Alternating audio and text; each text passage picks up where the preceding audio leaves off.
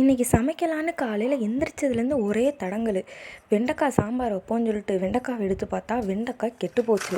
ஐயோடா அப்படின்னு சொல்லிட்டு குப்பையில் போட்டு கத்திரிக்காவை பார்த்தா, அக்கா நீ இன்றைக்கி வைக்கலைன்னா நானும் போயிடுவேங்க்கா அப்படின்னு சொன்னோன்னே பருப்பை வேக போடுவோன்னு குக்கரில் போட்டு பார்த்தா நாலா பக்கமும் காற்று வருது. என்னடான்னு பார்த்தா டயர் போட மறந்துட்டேன், இன்றைக்கி விளங்குன மாதிரி தான் அப்படின்னு நினச்சிட்டு பருப்பை வேக போட்டுட்டு அப்புறம் ஒரு வழியாக விசில் வந்துருச்சு. திறந்து பார்த்தேன், பருப்பு நல்லா பூ போல் வெந்திருந்துச்சு. பருப்பு பூ போல் வெந்து என்ன வேணா சாம்பார் கிளுகிளுன்னுல இருக்கும். சரின்னு சொல்லிட்டு எண்ணெயை காய்கிறதுக்கு முன்னாடி கடுகை போட்டு அதை வெடிக்க விடாமல் அதுக்குள்ளேயும் காய்கறியை போட்டு கிண்டுன்னு கிண்டி பக்கத்து வீட்டுக்காரக்கா ரெக்கமெண்டேஷன் பேரில் இந்த சாம்பார் தூளை போடு, ஹோட்டல் சாம்பார் மாதிரி சும்மா சூப்பராக இருக்கும் சொன்னதுனால அந்த சாம்பார் தூளை போட்டு அதையும் 4 கிண்டி பருப்பு தண்ணியெல்லாம் போட்டு விசிலை போட்டு மூடி வச்சுட்டேன். விசிலும் வந்துருச்சு.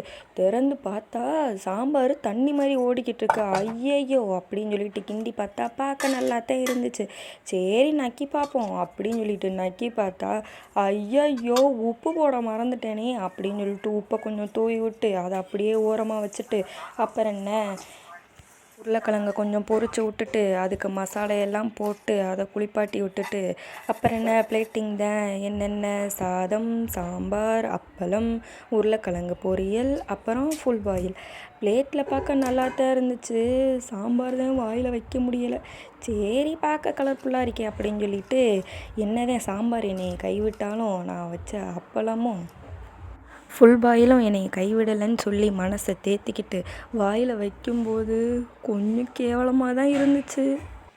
இங்கிட்டோ சாப்பிட்டாச்சு. கடைசியில் மாங்காவை மறந்துட்டானப்பா.